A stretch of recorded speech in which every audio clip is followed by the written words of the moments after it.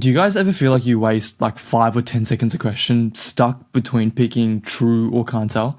I'm going to give you a simple test so that you never confuse these options again. My name is Farhan, I'm a junior doctor, and I've helped over 100 students get into medicine and dentistry across Australia. And today, you are going to learn the meanings of true, false, and can't tell, and how to answer this question type. So, let's get into it. True means that the statement logically follows from the passage. So it either means it's directly stated in the passage, or it can be reasonably inferred from the information given. So you can make a logical deduction without making an assumption. That is, bringing in some sort of external knowledge to actually answer the question.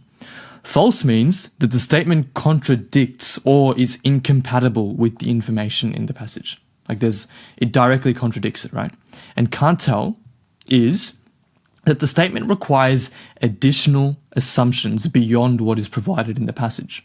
So the passage neither confirms nor denies the statement, and you would need some sort of additional external knowledge to determine if it was true or false. It quite literally just means can't tell. So how do you stop confusing the options? That's why we've got the passage link test. And here's what it is, right? If you've got a statement and that statement has a direct positive link with the passage, then your answer is true. If you've got a statement and there's an indirect link and you make that indirect link through inference, that is, you can reasonably deduct from what's in the passage that whatever the statement says is true, then the answer is true. However, if you then have to make an assumption, that is, using some sort of external knowledge, then it ends up being a can't tell. And the only time it ends up becoming a false is if the statement makes something that is directly contradicted in the passage, or otherwise known as having an incorrect link. So let's go through a couple of examples, right? With raw materials of Vegemite becoming scarce, customers are forced to buy from dominant retailer Kraft, one of the very few suppliers left. So if you've got a statement that reads, Kraft are a supplier of Vegemite at the current moment, then yeah, the answer is true, because it says Kraft are one of the very few suppliers left, right? Not too difficult. However, if the statement says Kraft are the only supplier of Vegemite at the current moment, if you're not paying attention, this is an easy one to click a true into, because you see the words Kraft, you see the word suppliers, but you're not looking at the other qualifier here, which is the word only. So this one would be a false, because you know that Kraft are one of the very few suppliers left, which actually indicates there are a couple other suppliers as well. So to say that they're the only supplier would be incorrect. Right. So the correct versus incorrect link, this stuff is pretty simple. Right. That's not where most people make mistakes. Where we make mistakes is actually the inference versus assumption. So here's an example. Alina arrives home at 4:30 and knows that her mother does not get off work until 5. Alina also sees that the lights are off in the house.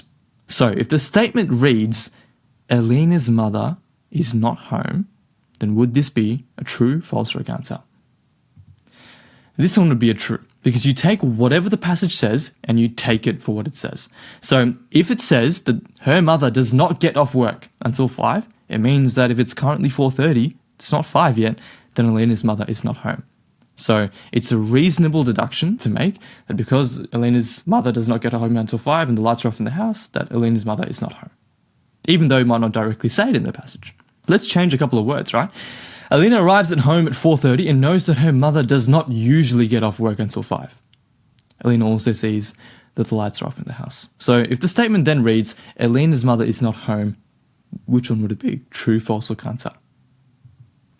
This one would be a can't tell. Even though probabilistically, the word usually implies that at a majority of times, Alina's mother is not home, you're still having to make some sort of an assumption to say that this is one of those days that she's not home.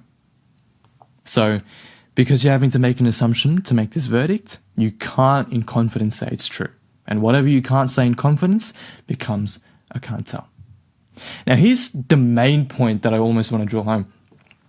I find that different people, their minds work differently. For me, I always thought in a very risk-averse manner, which is why I found decision-making syllogisms to be a piece of cake. I always was good with them, because the whole point of those questions is to be risk averse. But it also meant that I was scared to make inferences, and my true false can't tell accuracy suffered as a result. If the words didn't come up word for word in the passage, I was really hesitant to pick a true, and I realized upon my analysis that that's where I was making a lot of mistakes. I was losing a lot of marks. So don't be afraid to make inferences if there is grounds to be making that reasonable deduction. So this is where the passage link test comes in handy. Now, this is just one of the many frameworks that I have for the UCAT. If you want a cheat sheet with all of my frameworks for the UCAT, then you can click the first link in the description below. Let's go through some worked examples, right? So have a read of this passage, have a go at this question, and then we'll go through it together. So let's run through it. The effects of meditation are having positive effects in businesses by reducing levels of stress and anxiety in employees. And if we have a look at these two specific places in the passage, it's actually a reasonable enough deduction to say that, yeah, they are having positive effects in businesses by reducing levels of stress and anxiety in employees. How do we know that? Well, because this one says that they've also had an application in non-spiritual contexts such as business. Okay, so we've got that part of it down. But what about the stress and anxiety of employees? There is now evidence that meditation significantly reduces stress and anxiety. Now, again, old me would have seen, they don't have the word employees there, so I can't say it directly impacts the employees, so I'm going to pick can't tell. And while that logic is pretty good for syllogisms, it's also the logic that would get you this answer wrong. So this one ends up becoming a true because it's a reasonable inference that you can make from what it says in the text. Let's go to the next one. Meditation programs in schools are being used to reduce stress and anxiety among students. Quickly have a go. So this answer is can't tell. There's actually absolutely no mention of schools in any of what this says. So even though you might know from your own external knowledge, maybe your school does this where they have some sort of a period during the week where they go through stress management tips, they go through meditation. You might know it to be true in reality, but the reality of this is that it doesn't actually say any of that in the text. So you can't make that deduction. And because schools aren't mentioned at all anywhere, we can't assume that to be true. So this one ends up being a can't tell. If, for example, we had a comma here and it said schools, then I think it would be a reasonable deduction to say true. But because it doesn't, this one ends up becoming a can't tell. And lastly, third question. Meditation has been found simple to define by scholars. Quickly have a go.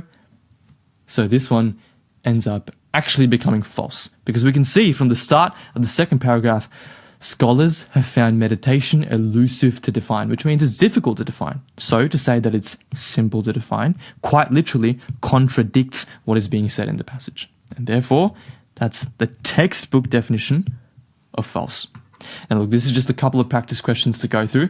If you're looking for more practice questions and you don't already have a question platform, then you can use the code Farhan for 10% off MedEntry. So with that said, here are a couple of traps that people fall into with true, false, can't tell. It's number one, treating any probably true statement as true instead of checking for hidden assumptions. Number two is making claims more definitive than the passage states, where some suppliers becomes only supplier, as in the craft example we went through earlier. And lastly is using real-world knowledge instead of just the passage. You can only use what's in front of you. So here's the do's and don'ts. Do ask, what exact link does this statement have back to the passage? Do label the link. Is it direct? Is it an inference? Is it an assumption? Or is it flat out incorrect before you choose true, false, or can't tell? And do a lot of practice. This is the only way you ingrain those definitions in your head. Don't use your own knowledge to decide. Use only what's in front of you.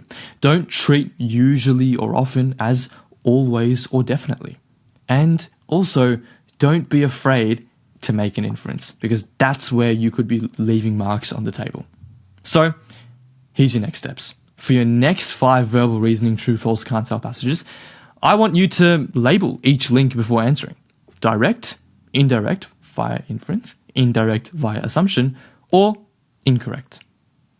It's going to feel a bit slower at first, but what this does is it trains good habits so that you can improve your accuracy as you go.